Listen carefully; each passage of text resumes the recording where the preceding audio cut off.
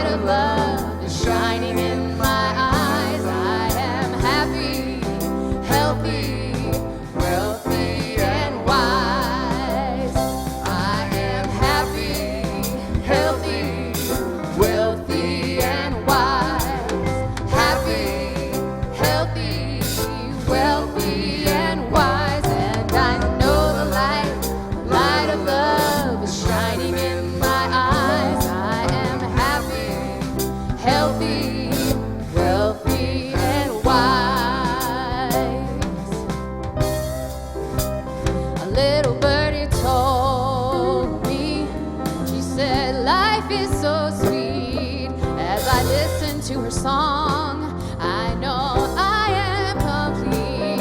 I have all the keys to love, joy, and peace.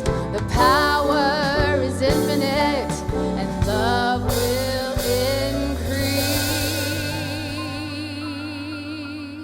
increase.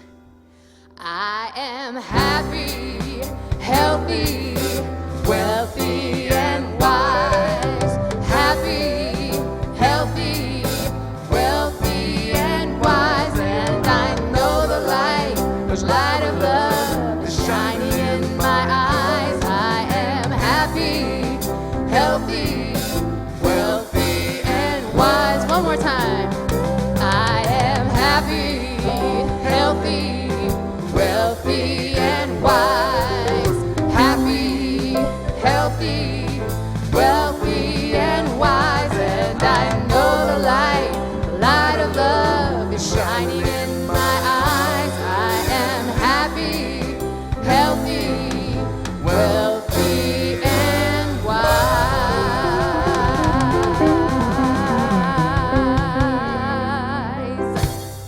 Yeah. Nice. And I did want to mention quickly, I am wearing a necklace that we sell in the bookstore. I think it's beautiful. So if you're interested in, we have so many things in the bookstore that we love. Like these socks. Like those socks. Yeah. And this necklace. So if you're interested in either of these things. So we're interested in getting you to pay for them. Right. But contact Heather in our office and we can definitely work something out. Mail order or drop by. So anyway, that's my plug. There you go. All right, thank you. I was actually thinking of doing a plug this morning, so we're very like-minded. Welcome, everyone. We appreciate you taking time out of your busy Sunday to be here with us. We know you could be doing other things like, I don't know what else you could do on a Sunday. I guess hike or bike or read the newspaper. All the parks are closed. So you can't do anything anyway, so you're stuck here the restaurants are with closed. us. You could just meander through the empty CU campus and just look how lonely it is. Yeah. But we appreciate you taking time to be here with us. Yeah, look, if you're tuning in, why don't you just go on Facebook and post this to your friends. Let them know you're tuning in to a really interesting New Age service at Unity of Boulder. So if you can do that, you'll have other people join us. And that's what unity, the word, means. Everyone is part of the Great One. Yeah, so we had a special treat last night for our Saturday service. We had Steve Hayes, who you'll be seeing in a couple minutes, coming out to do the prayer, actually covered the talk last night, which was a great job, phenomenal talk. Very, very inspired and very focused. It was very good. Yeah, absolutely. We won't be using him again. He's too good. He's too good. See, you got to tone it down, Steve. You got to tone it down. You got to come in low. Okay. Come in low so there's no threat to the seniority. Okay. But what you probably don't know is that since we've been running on a skeleton crew, Jack was on camera last night, and we've all been juggling all these balls. I've been on lights and doing whatever we can to do it. But we're happy to welcome back Katrina, who's now back doing our video switching, so really happy to have her back. Slowly our family is trickling back in here to help us out, so it's nice to have help with that. And let's see. Okay, wait, we had announced prior that we were going to do a full in-church service with people on the 31st, which is the next Sunday. But that has already been canceled. The governor of the state doesn't want the churches to open just yet. We haven't got any kind of projected idea when that will be, but he has indicated that we can do a parking lot service and still do it in a safe way. So we're thinking about bringing all of you people in to the parking lot in front and doing a service on the 7th of June. So keep that in mind. Drive-in movie style. Drive-in movie style. Yeah, bring your popcorn. Yeah, well, it's a good idea. If it doesn't rain. If it well, doesn't you could be in your car either way, and we'll be out in the rain. We'll be out in the rain. Just as the entertainment. It's nothing new. Nothing like new for us. performing with lots of electricity around you in rain. Really. No, if it's raining out, we can get Steve Hayes to do the service. He's a shoo-in for a rainstorm. That's it. All right, we do have some other announcements. We do have our Zoom fellowship happening after this service, directly after this service. So you can join us for that. If you don't have the login information for that yet, just email us right now at info@unityofboulder.com. We'd love to have you there. We'd love to have your questions and comments about what's going on in our ministry, about the talks you've seen and heard, so we can have an enlightened conversation about that sort of stuff. And don't forget the rest of the groups and the things happening this week. I do want to remind you, since it's up there, tomorrow's Monday meditation is canceled because I will be on the road to go pick up my daughter in Las Vegas. So tomorrow's Monday meditation is canceled, but actually the following Monday meditation I am going to open up to the public. So if you've been interested in coming back and meditating in person, not this Monday, but a week from this Monday, I'm going to open it back up to the public. We'll do simultaneous Zoom and public meditation, so you can still join us via Zoom, but also in person. We also want to welcome 2 new members to our Board of Trustees here at Unity of Boulder. We're very excited about that. Erin Baker, who she was on our board before, and she was beautiful in serving the board. So we brought her back by appointment because we're not going to have the regular elections that we usually have due to the coronavirus. We don't have people in the church. It's hard to pull all that off. So the board appointed Erin to come back and serve for a year. And then next year we'll have our regular election. Also, we had Sierra Samuel was appointed to fill one of the seats. So now we have a full board again operating this year. Yes, all the coffers are getting filled up again, so we're juggling less stuff on our own. That's right. Let's see. Okay, so for today's talk, just want to let you know we are accepting questions online for this talk. So it'll be Jack and myself answering questions. So if you go into the chat area of the live stream, either on Facebook or YouTube, Aaron is going to be monitoring that. And if you have any questions for us, specifically about ministry, why we're in ministry, how we got in ministry, are there the ups and downs of ministry, all that sort of stuff. If you have questions, you can type in the chat box, and Aaron will get them to us live. So that's going to be happening in just a few minutes after our prayer. Because we are enlightened, you can ask any question you want and get the answer to it. Oh, and finally, the Saturday service is no more. Last night was the last Saturday service, which we had the honor of being closed out with Steve doing the talk. We felt like it was time to transition that energy and effort into some new avenue, which we're working on right now, so you'll get word of that soon to come. But the Saturday service is no more, but we had a great run and had a lot of fun with that. We're thinking about placing Shad at a midnight service. No. I go to bed at 8 o'clock. There's no way I'm doing a midnight service unless you want to watch me sleep. It'll be more lively than the one you had. It's probably. All right. All right. Time for our prayer. Let's get out of here.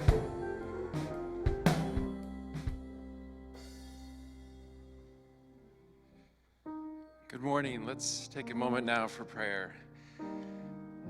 And by prayer, I mean this is our chance to drop into spirit.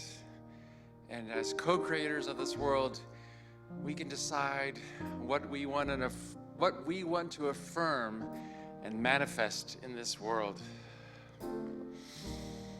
Take a deep breath. Relax. this moment, let us turn to nature for our inspiration. Let us affirm life. Let us be grateful for the sun and that great reminder that we are unconditionally loved. There is an infinite and powerful source of life energy that is always flowing to us in our lives. And we can always attune to that. And just rest in the idea that we are unconditionally blessed. We don't have to do or say or be anything to receive those blessings. We just need to turn and breathe into that love and that light which is ours. So go ahead and feel that now. Take that sun and bring it into your own body. Feel that warmth going through all the cells of your body. See it going through your heart and all your thoughts, just burning away any fears.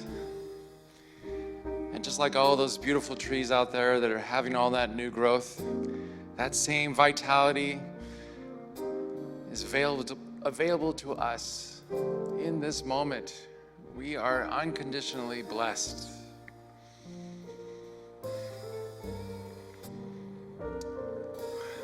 Let us also take this moment, take that same love and light, and just bless the people, the staff here at Unity. We are so lucky that through these times, they have had the creativity, the strength, the resilience to hold this whole organization together. We are so blessed with the staff and the leadership of this church. So bless them in this moment. See them being recharged and enlightened, and they too feel that powerful sense of love. Let us just send that to them right now. They are filled, restored, and empowered. And also, let's take that same energy, that same space that we're in, and send that out to all the leaders of the world in Boulder, in our Colorado, and United States, and beyond. All our leaders are blessed. And feeling that life energy, they are making wise decisions. And the order and harmony of the universe is flowing through their minds and their hearts, enabling them to make wise decisions during these times. Thank you, Spirit, for blessing us in our lives, for all our leaders and this world. Thank you for all your infinite blessings. And to this we say, Amen.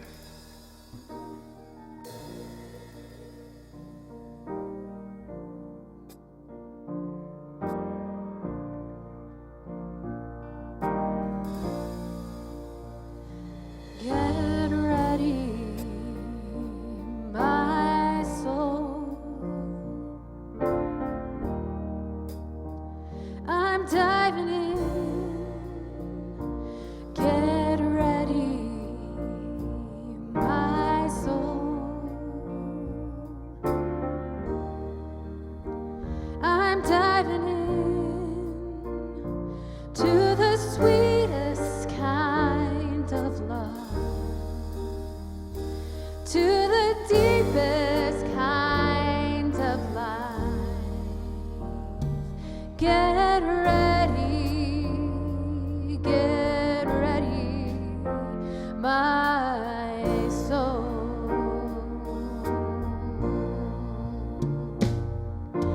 Everything I've ever done, everything I've ever seen, everything I've lost or won, everything I've ever dreamed has brought me here to the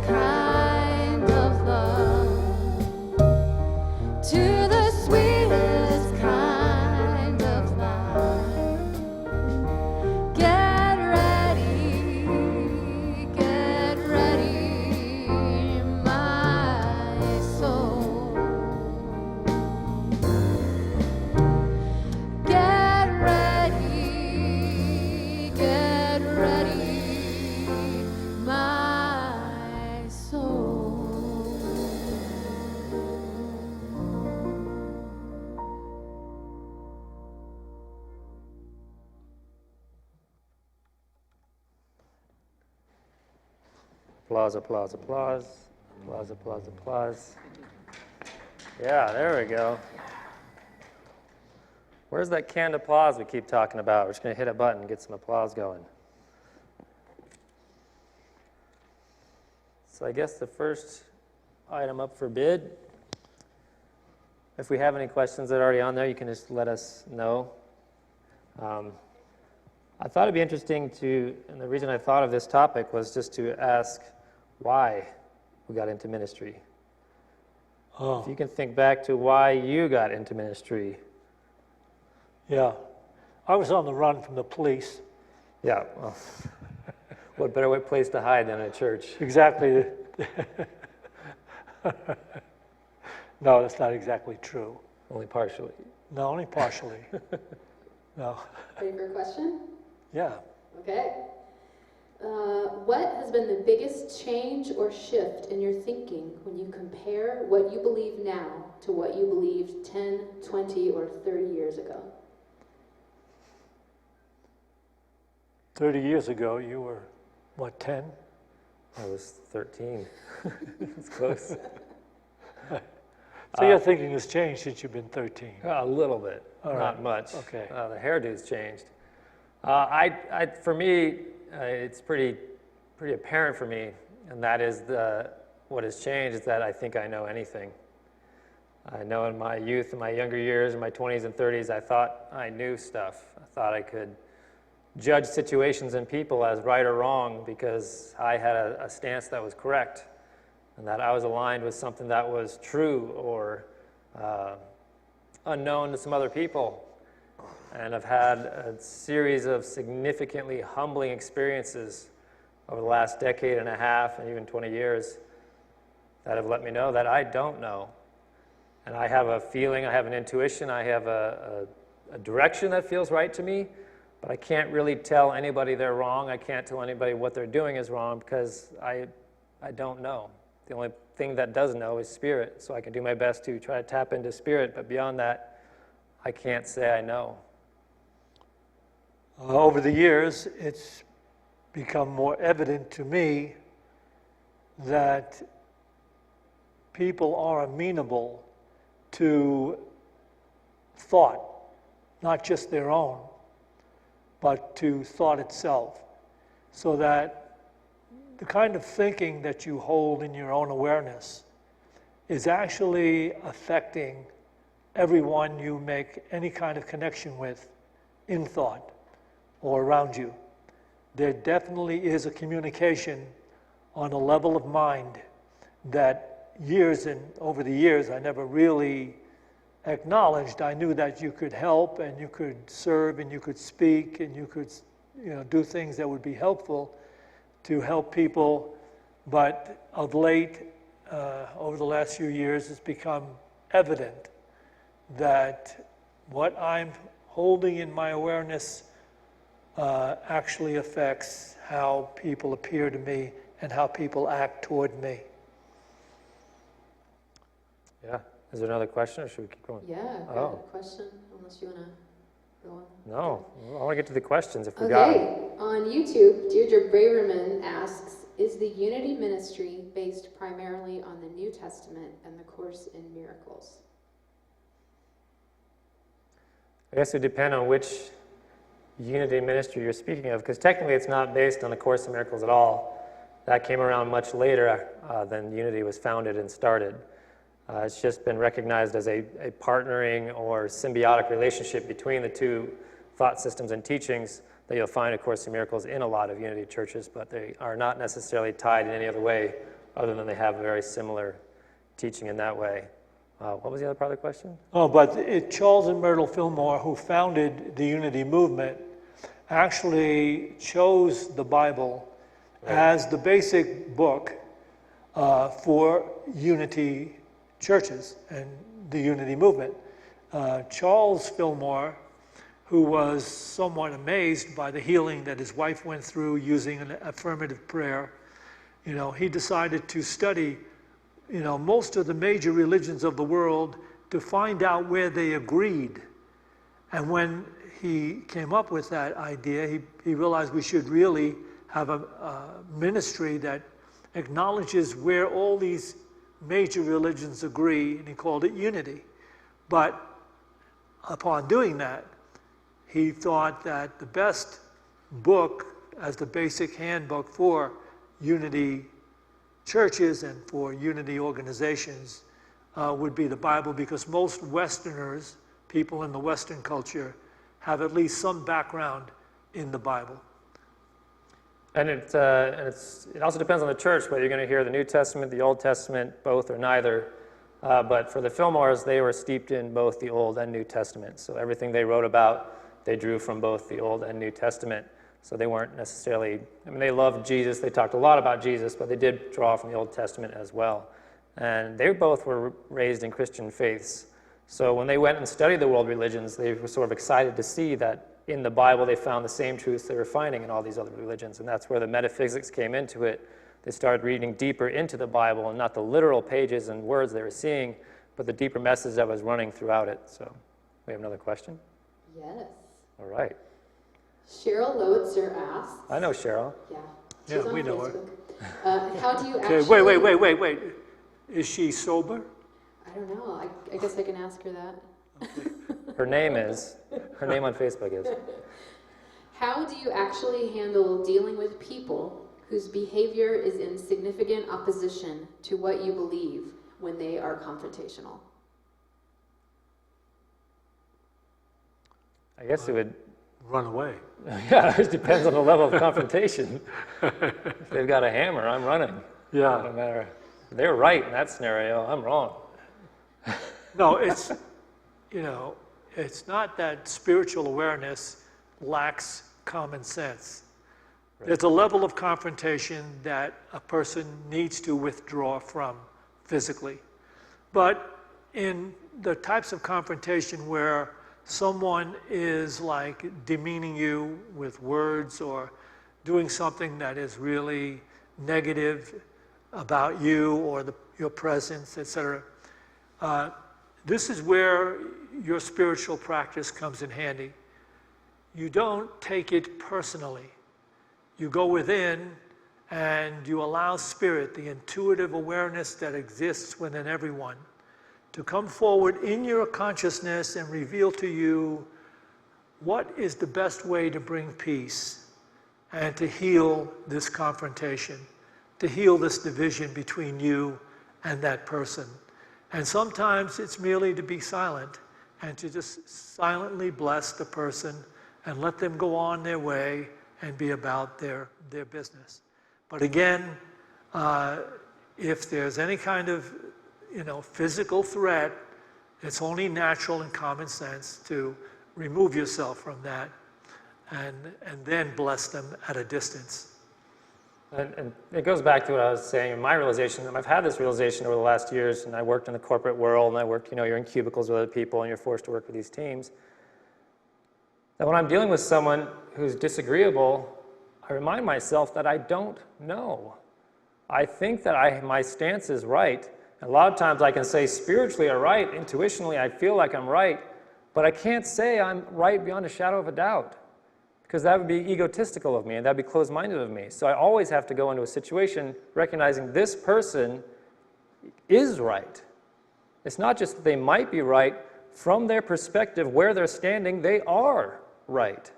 So who am I to sit there and say my stance, where I am, my belief, my truth is the right one and you are wrong? That's only from my perspective and my perception of the world. From their perspective and their perception, they are right. So really it is incumbent upon me to start stepping into their perspective to see where they're looking at the world from. And that was an amazing experience I had working at the MGM Grand, because you had people from all walks of life forced onto work in the same crew, all these different personalities. And you realize they're coming from their perspective, and to them that perspective is correct. And I'm just coming from my perspective, and to me my perspective is correct. So really, if we're going to heal this relationship, at least me doing my spiritual work, I have to learn to step into their perspective and go, you know what? I can kind of see this from their point of view. They've been harmed as a child. They've been harmed as a young adult. They have this perspective, and it's real for them. And it's not my point to say you're wrong. It's to heal the relationship with understanding and compromise. Yeah, We lost Erna. That question was so boring to her. I know. she took off. So we never even got to why you got into ministry. Well, I got into the ministry. Well, it was a process of awakening. I got into the ministry in the beginning because we entered, Norma and I, your mom and I, entered the Association for Research and Enlightenment, the Edgar Cayce Foundation, because I came into a book in a very interesting kind of mystical way that spoke about things that I never thought of or believed in, you know, about life and reincarnation and growing spiritually and being able to heal spiritually. So I got in through the Edgar Cayce work and the Edgar Cayce Foundation. Your mother and I both did. And the more we got involved in the Cayce work and foundation at the center in New York City, the more we were guided to find our way to a better and different lifestyle than the one we had. And in the end, we actually left New York in search of a tree, New York City. Just any tree? Any tree. If they had trees, we wanted to go to a place that had trees because we had Dell then. He was only a toddler. Right. But then... and if he was ever going to have the opportunity to push me and Santisha out of a tree, you'd have to be around trees. How did you know that was our goal? Oh no, I missed one phase of it. Your mom and I we were in show business and theater. Your mom a singer, dancer, and everything. Right. And we wanted to remain in theater, and so we went on a tour of the Ober Ammergau spiritual play that toured through the South. So your mother and I signed up for that while we still had Dell, the infant, with us. And that folded, and it was like not the best theatrical experience you could have. But after that, we started to search for a tree and a life that we could live around trees. Yeah. I can share mine. Mine's...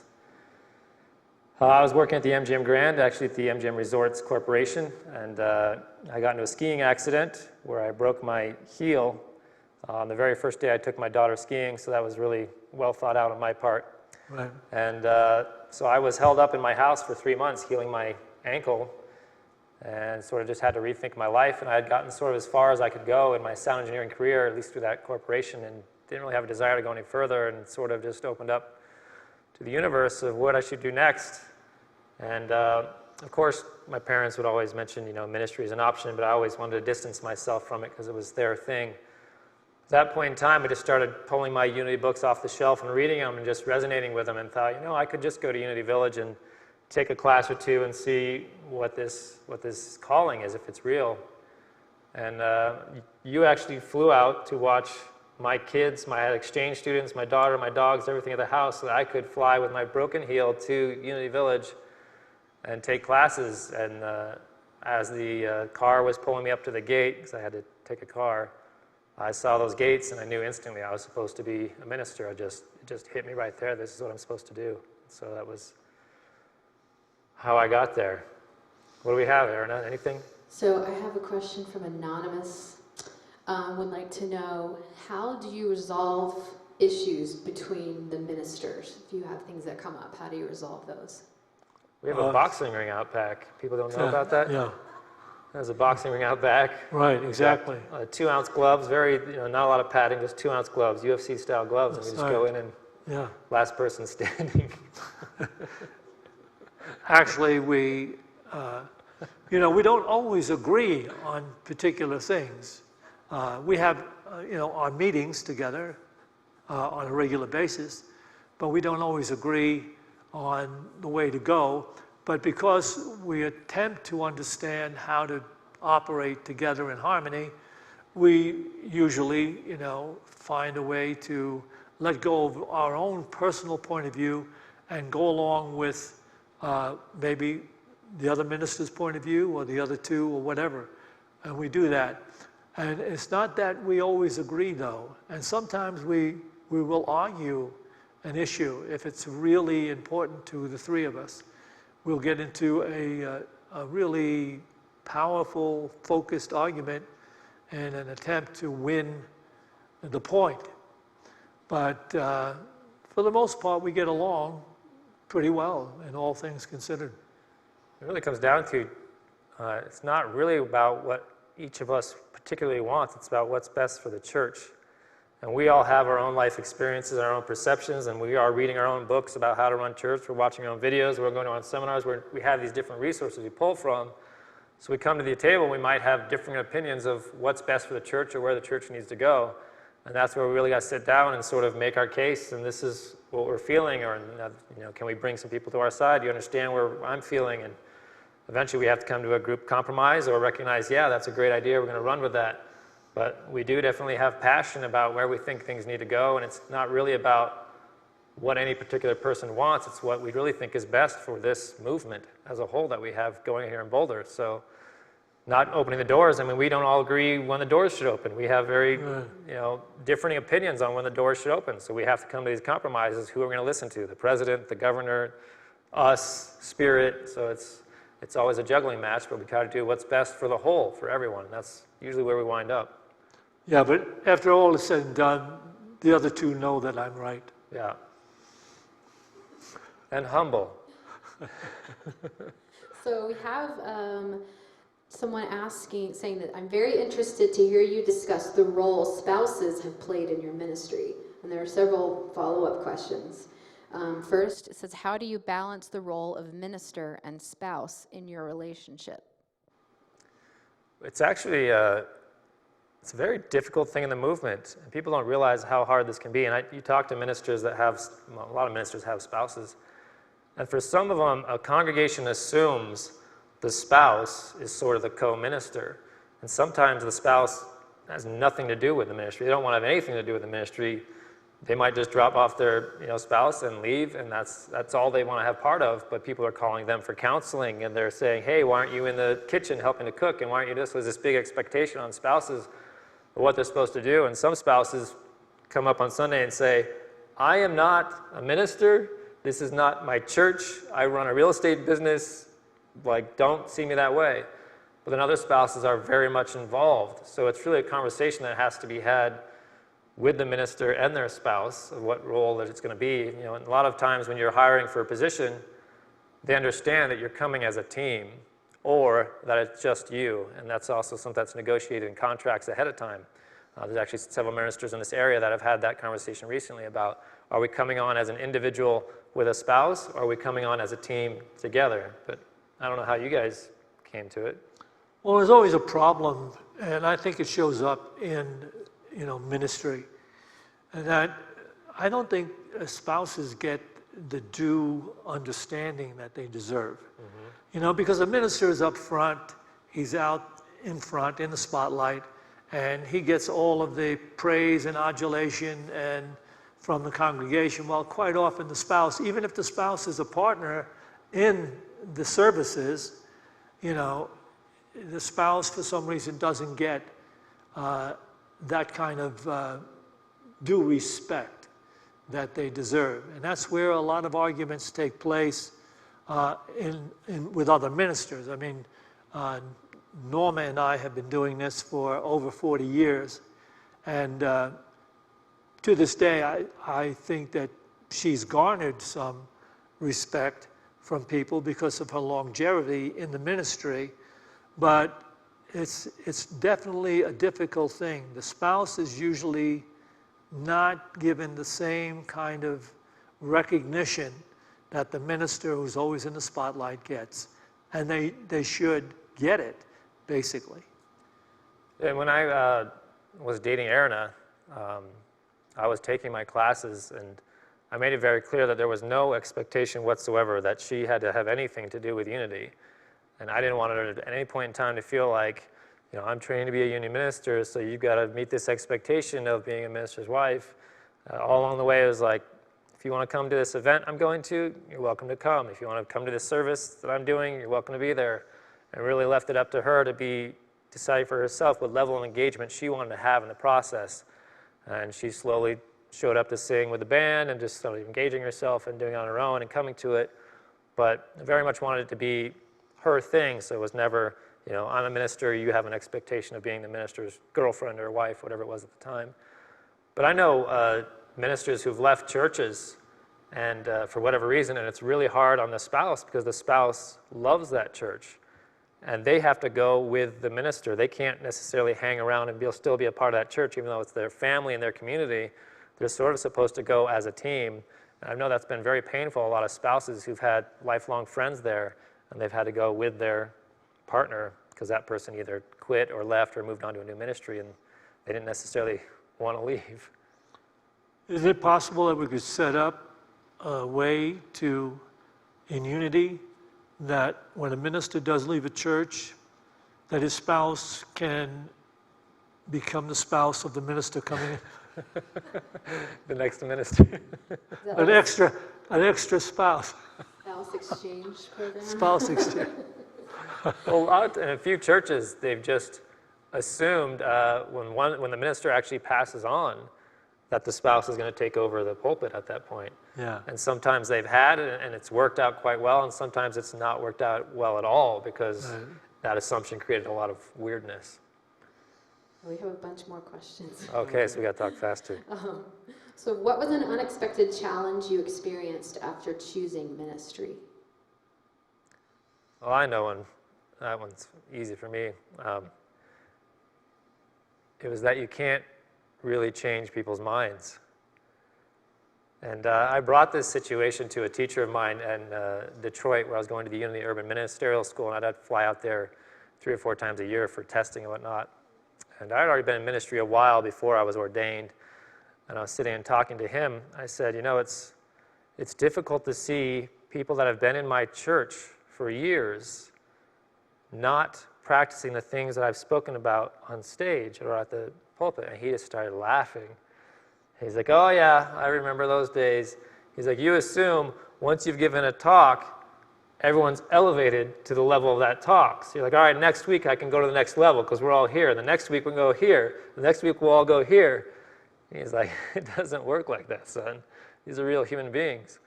So that was hard for me to really see that you're giving a message and you feel like it was well received, but that doesn't mean you've changed anybody's mind. That doesn't mean you've changed anybody's outlook on life or anything. You've maybe sparked something that could take some time and germinate, but it was hard for me to recognize I'm up here speaking and giving my all, but what you're receiving really has very little to do with what I'm giving. I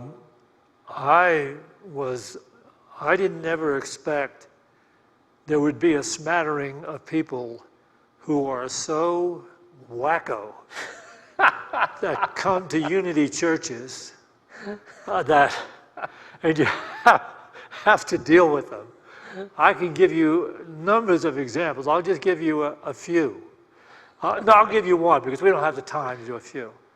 But we had one guy come to the church. He was really desperate. He needed a place to stay for a week and a half because he had a job coming up and he was coming into town, and he seemed like an upstanding, okay person. And so we set him up to stay downstairs in one of the rooms. We got him a cot and all that stuff. And then he said he kept expanding it, had to stay longer and longer. And he kept saying, well, the job is waiting for me now, I'll be open. So anyway, he spent about 2.5 weeks before it came to our attention that our water bill was through the roof. Over the last 2.5 weeks, the water bill went crazy. And we're thinking, well, who's using up all the water? Do we have a broken pipe? Something, but it came to light that this individual was literally washing his underwear and his clothes in all the sinks downstairs in the church. And the way he would do it is he'd put the clothes in the sink and run the water very slowly through them and leave them there till he decided he wanted to use 1 or 2 of the items that he had in all these sinks. He would go and get them, bring them out, and put them in the microwave to dry them. And we don't use that microwave anymore, by the way. I know. We don't have it. We don't have it. We've got rid of it. Okay, but just want to let people know. the reason how we found out about him, because he did that once with the microwave and set the church, a part of the church, on fire. That's when it came to light what he was doing. So that's wacko. Yeah. And he was one of the lighter wackos. Yeah. All right, what else do we have? Terry would like to know, what is your favorite part of ministry work and what part challenges you? The favorite part of the ministry work, I think for most ministers, is, giving talks you feel comfortable are going to be helpful to people, and creating services and classes that you believe are going to be helpful to people. But as Shad was saying, you can't, believe that everybody's going to get what it is you're sharing. But for the most part, you're putting it out there, and those that get it, and get it to whatever degree they do, you feel that's what you're here to do, and to serve the overall spirit of truth. Yeah, I mean, what I get the most kick out of in ministry is those aha moments. You see someone just light up and they've gotten it. Whatever it is, if it's a point you're in a class or something you said on Sunday and you see them sitting out there and you see them go, like you see that aha moment and they've gotten something. You know you've reached them. Something shifted in their consciousness. So that's always a blessing. And mostly that seems to happen in classes because you're more one-on-one. You can really get into people's minds. And one of the bigger difficulties for me coming into ministry is getting people to have as much buy-in into it as I do. That's been very hard on me as a young minister especially, was when you're looking at the finances and you're coming up short. And we were doing this a lot in Las Vegas, coming up with our finances, looking at every end of the month, and we're short again. Coming to the end of the month, we're short again, and maybe we're up a little bit. And I was investing a lot financially into that church, and it was really hard for me to accept that others were not as invested as I was. And I know that everyone had their reasons, but that was hard for me. I didn't feel like I was getting them to be as bought in to the message and the mission that we had as I was. For the most part, it depends on the community in which you're serving as a minister. There are some really, communities that are not as affluent as this Boulder community. And ministry in an affluent community, you have people that are doing well enough, so they're not really hungering to do the spiritual practice that would bring them into the refined and higher dimension of spiritual experience. So they're simply going to be there. They're quite worthy people doing their thing, but they're not yet ready because the conditions and circumstances of the world in which they're living are not pressing them to move on to gain the insight of the masters. So they're still okay. Everybody's still an okay person, but they're not necessarily as motivated to have the spiritual experiences that bring you into that place that the master was talking about, the consciousness of God. All right. All right. How much longer do you guys want to? Let's do one more. Okay. Let's see, who was this? It says, how do you cope with the congregation's expectations and the pressures it exerts on each of you?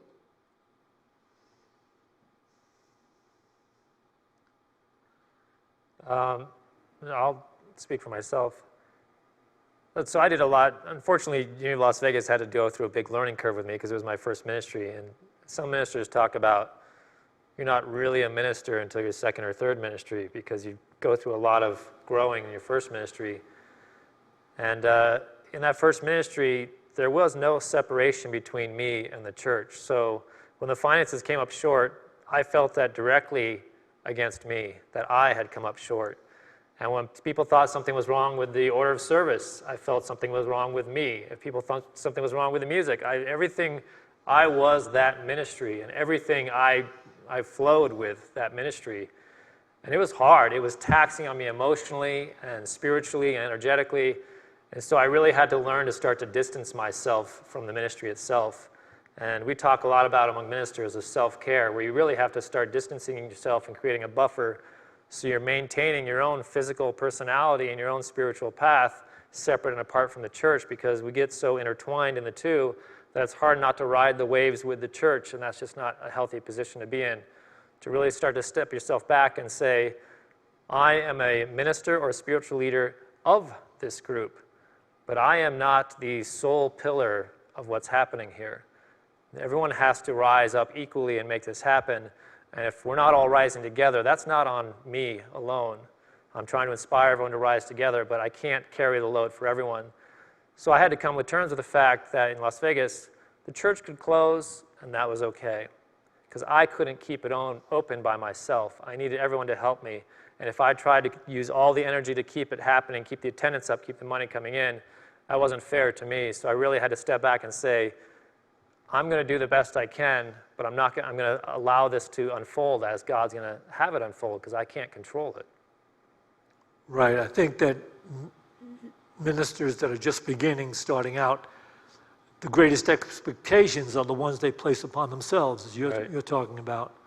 For the most part, people are fair. They understand that ministers are human and that they are doing the best that they can to try to serve in the capacity that they're serving. And while they make suggestions and recommendations and things like that, there's very few people that are so hard-nosed and so limited that they believe what they are saying must be done through the minister. You see that occasionally in the ministry. Somebody has something to say that they think should be taken as gospel or taken right away. But that's rare. Most people are open, caring, willing to understand that, ministry has a lot of situations where, you're dealing in the world. It's difficult. You got to handle it the best way you can. And there's no hard, fast, and true way to do any particular thing, period. You reminded me of one of my teachers at the urban school. I loved the urban school because they were so honest and straightforward. It wasn't, let's pretend to be spiritual. They were just raw spiritual people. And he was talking about a time he had a congregant who, after every service, would meet him at his office and tell him what he said that was wrong. Every single Sunday, and he was trying to put up with it and trying to heal with love and bless her and everything, and she was showing up, kept doing it. Finally, one Sunday, she showed him, he said, before you say anything, let me tell you, I don't care what you have to say, so go find someone who does. And don't ever come back to my office again. Right. And she left the church, and he said about a year and a half later, she came back, she said, I want to thank you for saying that. It was the most powerful spiritual tool you'd ever given me.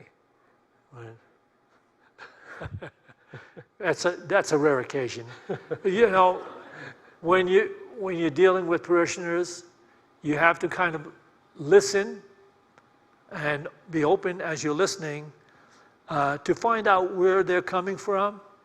And you don't necessarily ever want to confront them in a way that would make them feel diminished. Because everybody who even comes or attends a Unity church is there because they're seeking. And, there are people on every different type of level who have come from every different kind of experience. And they needed to be treated with compassion and respect and honesty. And so you simply have to try to feel your way into saying, how can I be of service? How can I help this person? What can I say that will be of value here, which may not be of value to the next person that you'll be talking to on that level, but you have to feel it out. And that's what Spirit does for you. When you're working with Spirit and you're doing your prayer and meditation work, you stand and open to the guidance. And, almost always, very rare occasion, you ever miss. But you'll always miss if you think you're going to make a point on how limited they are in where they're coming from. That's not ever any good ministry at all. Yeah, and there's I learned in Las Vegas, and that was taught to me by my board president out there who'd been in ministry for a very long time, assisting ministers as board president. And she said, the trick is, Shad, when people come up to you with ideas, you just say, that's wonderful. Would you be willing to lead it? Yeah. He said, so you'll see how quickly you shut down everyone flowing to you with how you should do church. When you say, that is a great idea, would you be willing to lead it? You know, we Right. should have an outreach ministry. We should have a soup kitchen. We should have this. We should have Well, that. we You should have be a doing summer this, you should camp. paint We this. should And have, you say- right, yeah. you say, that is a great idea. Would you be willing to lead it? Yeah. That's true. All right. I think we've covered it. Some good material. Yeah. We appreciate the questions. Those are actually really great questions. They were great questions. Yeah. Okay. And thank you, Aaron, for fielding the questions for us. And Yes. thank you to all of you tuning in. Yeah. And, you know, next week, Santisha will be back doing the second service at 11 o'clock. She's doing some R&R right now. And we're all looking forward to the day we can open these doors again and have everybody come in and share with us. It is a much more wonderful experience to be relating to people that are there in front of you than it is to these blank screens that don't do anything. They don't laugh, they don't sigh, they don't look down, they don't look away, they just stare at you. All right, we're going to take an offering for Unity now. Okay. So we do have the many ways to give, and we do see that giving here at Unity of Boulder is a spiritual practice. It's not just a way to keep the doors open and to pay the staff and to keep this ministry going, but it's actually a personal spiritual practice to give financially, to give of yourself, because we have such a lack-based consciousness in this culture that we hold on to our finances. And if we can learn to release those and be giving and spreading that joy and love onto other people and entities, then it's a very powerful experience for ourselves as well. So as we give to Unity of Boulder, we're not only blessing Unity of Boulder and the people that we bless, we're also blessing ourselves by giving to Unity of Boulder. So we do have text to give. You can give online. You can call the office and set up recurring giving. And the Easy Tithe app, of course, is a very convenient way of doing that. You can control all of your giving through there. And we're still accepting cash or check by mail. If that's what serves you, the way you like to do that, then you can send those to this address, and we'll be receiving those as well. All right, so we have a special guest musician who's going to be playing for us. But before we get that, let's bless our offering. I'm glad we saw that. So wherever you are, if you have a physical offering or it's going to be a digital or spiritual offering, I invite you to imagine it in your hands right now, or put it in your hands right now and seeing it just surrounded in that warm, healing, loving light of abundance. As we say this affirmation, you say it with me. Divine love through me blesses and multiplies all that I have, all that I give, and all that I receive because I give. And our special guest musician will be introducing herself via video.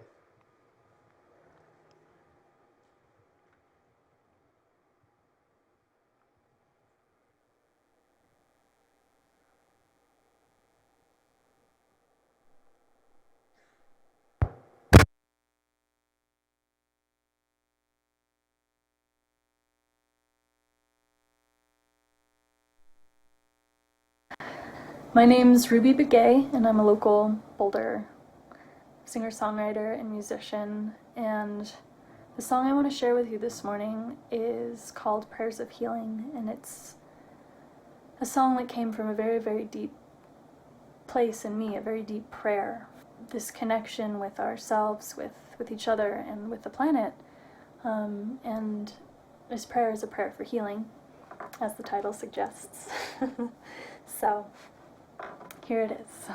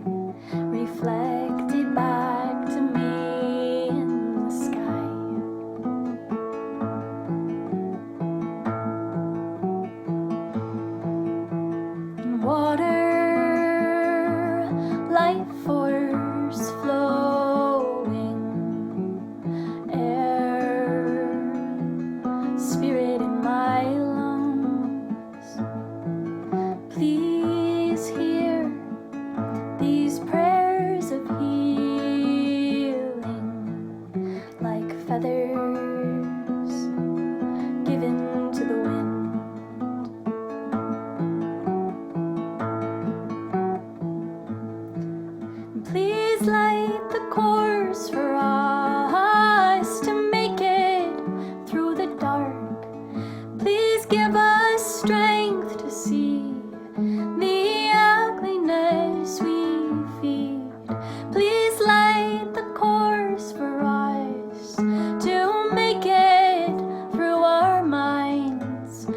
back into the source of love for all living kind. Ooh,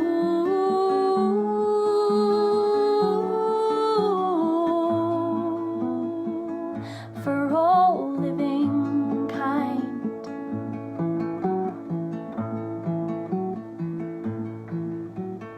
Listen to the wisdom of your elders when they speak, and the innocence of the children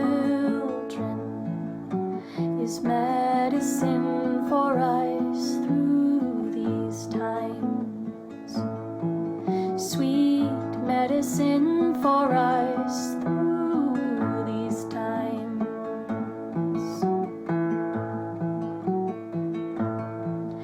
Please light the course for us to make it through the dark. Please give us strength to see the ugliness we feed.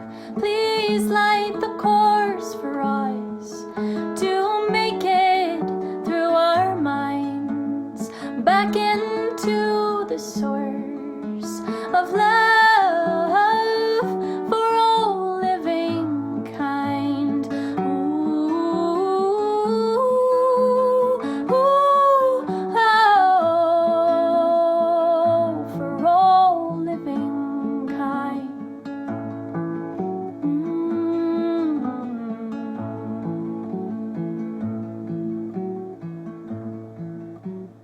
Mother, I lay down my body.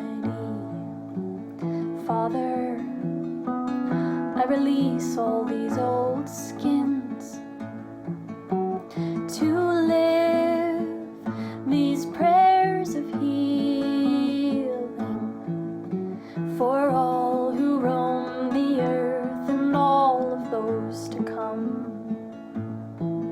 For all who roam the earth and all of those to come.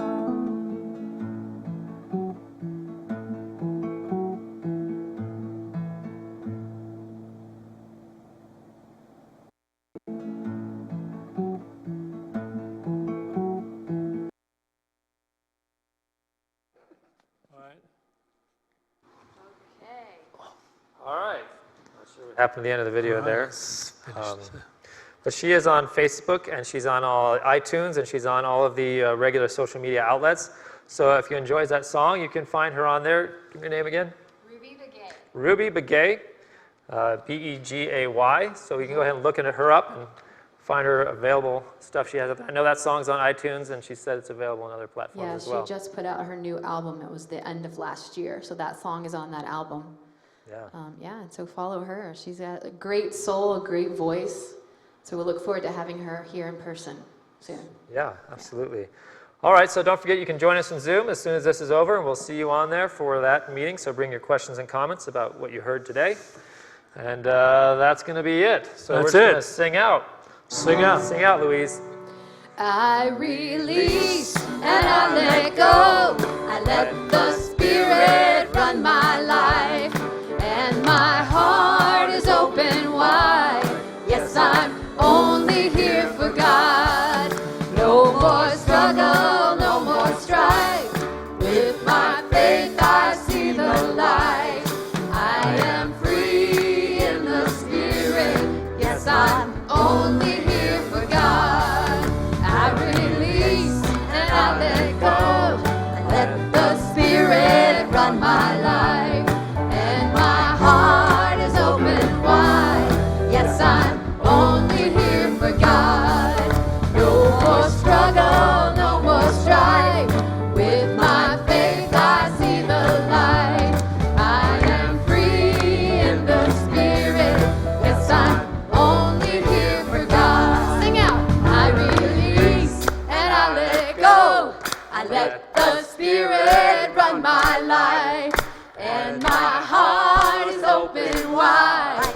Yes, I'm only here for God.